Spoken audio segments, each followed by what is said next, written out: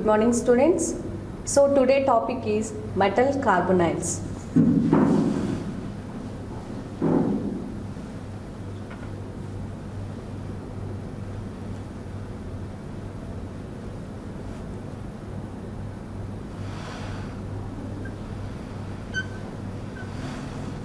So in metal carbonyls, what are the topics? So first we have to know the introduction.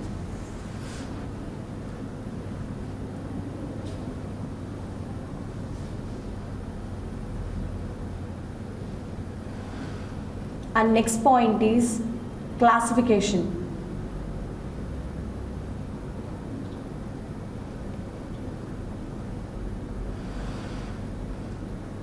Third point is calculation of EAN rule.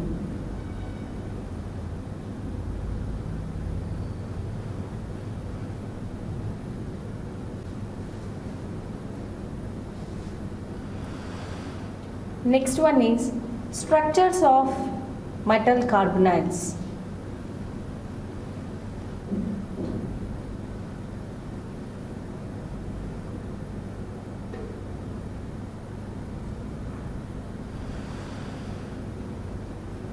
Next one is metallic nitrosyls.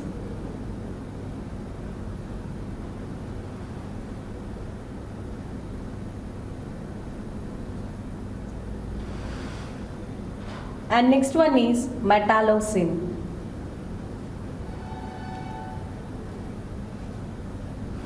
Last topic in metal carbonyls are iron carbonyl.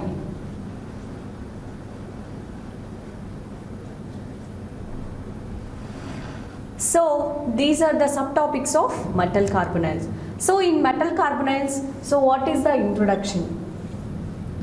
So first in introduction, metals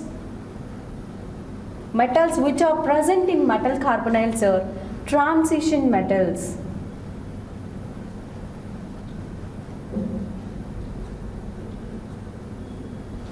So what are transition metals? So transition metals are studied in D block elements. So in D block elements, what is the definition of transition metals? So transition metals are the elements which are having the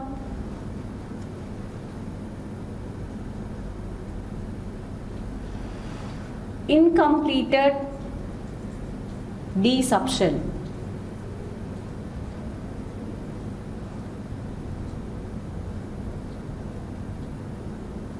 So that type of metals are called as transition metals. So mainly in metal carbonyls, transition metals are used. So next, the carbonyls which are acts as a ligands.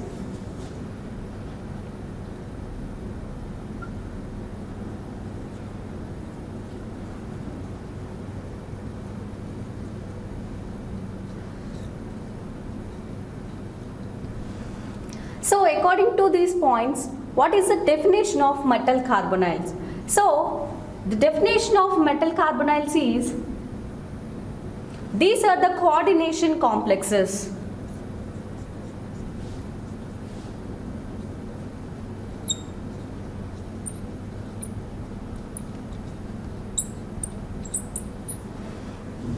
These are the coordination complexes of, mainly we are using the transition metals. So these are the coordination complexes of transition metals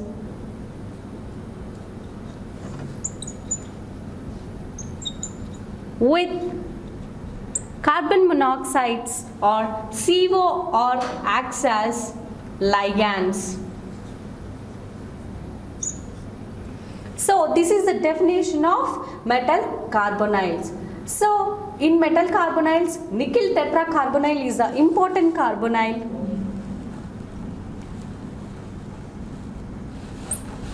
which gives the interest to study other metal carbonyls also.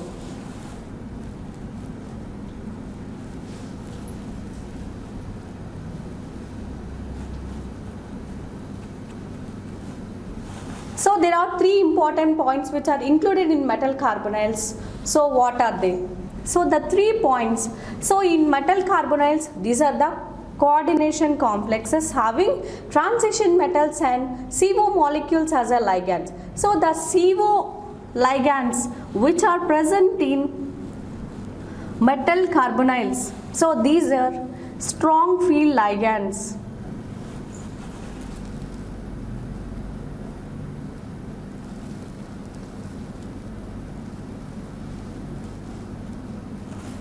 So here CO ligands are strong field ligands. And next point is the metals which are present in metal carbonyls produce low oxidation state.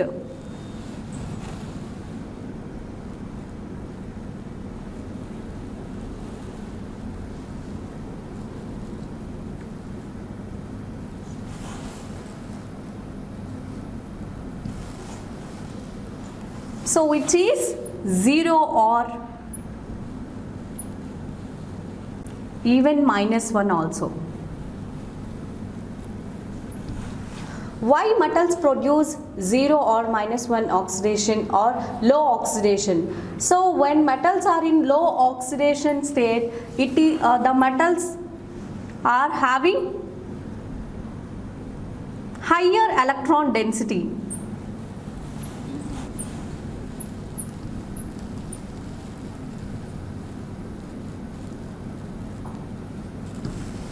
So third point is applicability of metal carbonyls.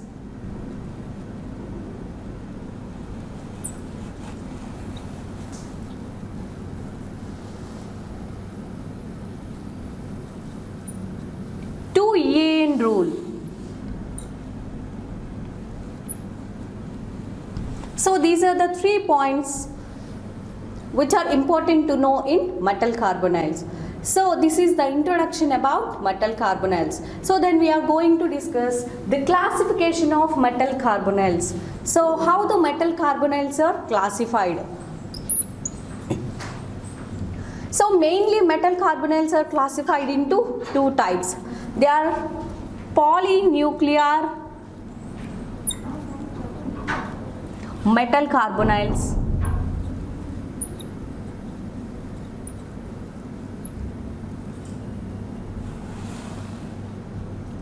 and mononuclear metal carbonyls.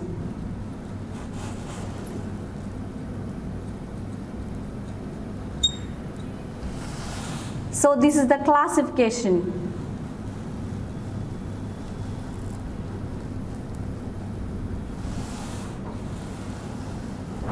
So depending upon what metal carbonyls are classified into 2 types. So here mainly in metal carbonyls the CO ligands which are attached to the metals. So depending upon the attachment of CO ligands to the metals, so the classification of metal carbonyls are taken place. So here mononuclear metal carbonyls, the carbonyls which acts as a CO ligands. So here in mononuclear carbonyls, CO ligands are attached to only one metal atom.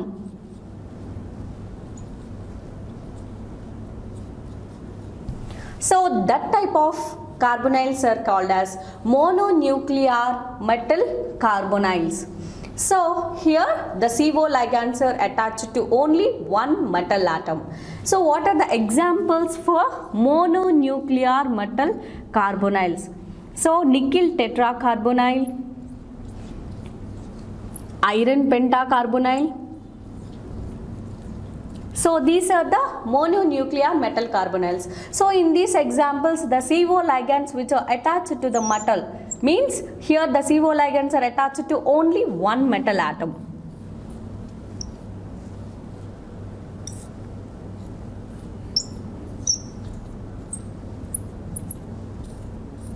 So these type of metal carbonyls are called as mononuclear metal carbonyls. So next, what are polynuclear metal carbonyls? So here polynuclear metal carbonyl means, so the CO ligands are attached to more than one metal atom. Poly means more than one. That's why these metal carbonyls are called as polynuclear metal carbonyls. CO ligands are attached to more than one metal atom. So polynuclear metal carbonyls.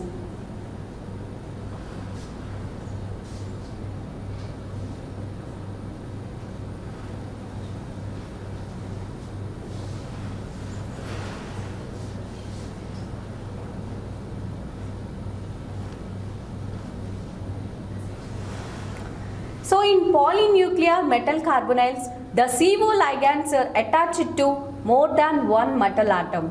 So that's why these type of metal carbonyls are called as polynuclear metal carbonyl. So what are the examples for polynuclear metal carbonyls? So here the examples for polynuclear metal carbonyls is diiron nanocarbonyl.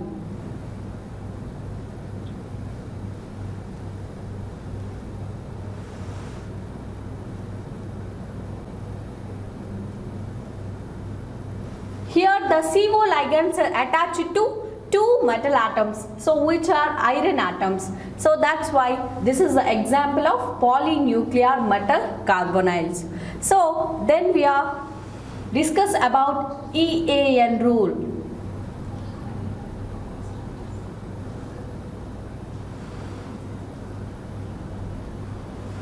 So what is EAN rule?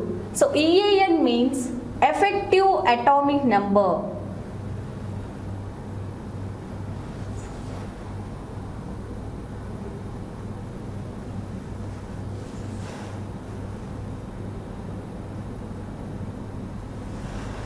So what is the definition for EAN rule? So EAN rule means the number of electrons present in a metal plus the number of electrons donated from the ligands. So that is the definition of EAN rule. So what is the formula for EAN rule?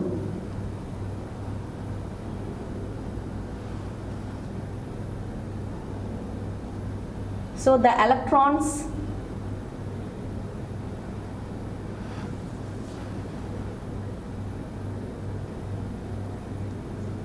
donated by the CO ligands plus the number of electrons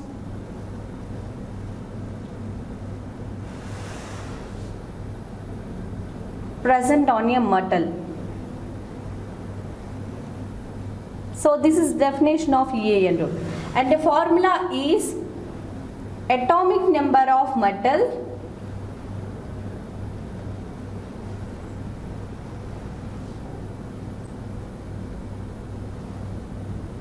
plus 2 into number of ligands. So this is the formula for calculation of EAN rule for metal carbonyls.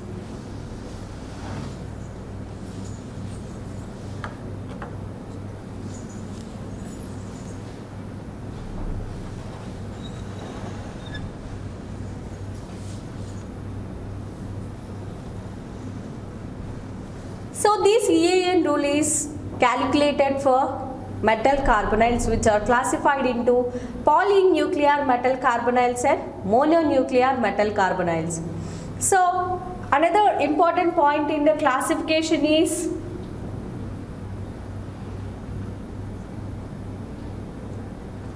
polynuclear metal carbonyls are classified into two types. So which are polynuclear metal carbonyls with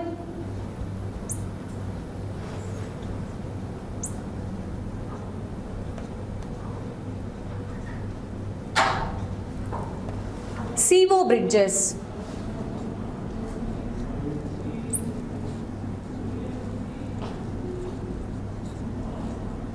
So depending upon the CO ligands which are present in a metal carbonyls, so attachment of carbonyls to metal atoms. So in polynuclear metal carbonyls, there are more than one metal atom is present. So the CO ligands which are present in metal carbonyls, they are attached to metal which are in bridged position, like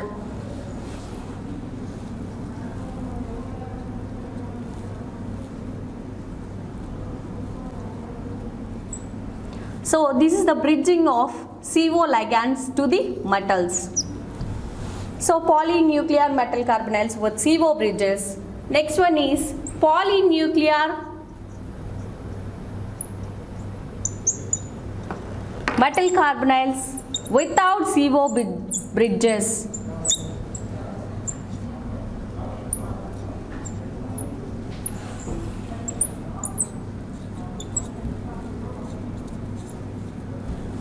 So the example for polynuclear metal carbonyls without CO bridges is dimanganese decacarbonyl.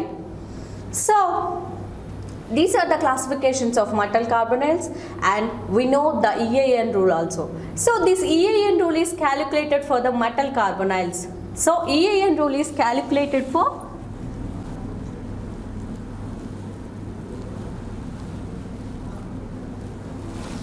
polynuclear metal carbonyls.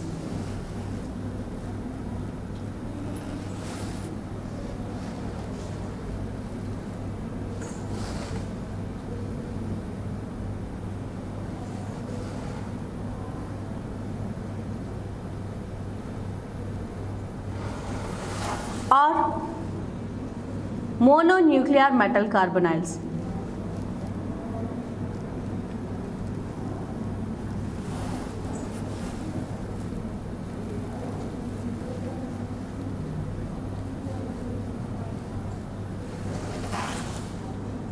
First we calculate EAN rule for mononuclear metal carbonyls. So the example for mononuclear metal carbonyl is nickel tetracarbonyl. So calculation of EAN rule for nickel tetracarbonyl. So in nickel tetracarbonyl, so what is the atomic number of nickel?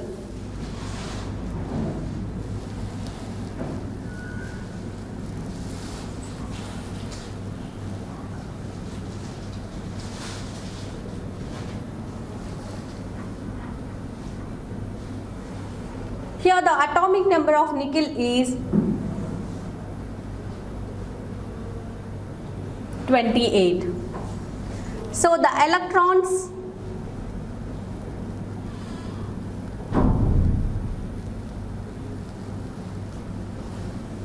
CO ligands, the electrons from CO ligands. There are 4 ligands are present, means 4 into 2, which is 8. So 28 plus 8, it is 36. So this is the effective atomic number for nickel tetracarbonyl. So how we say that metal carbonyl obeys EAN rule or not? So when we calculate EAN rule for metal carbonyl, the total effective atomic number of that metal carbonyl equals to the atomic number of inert gas element.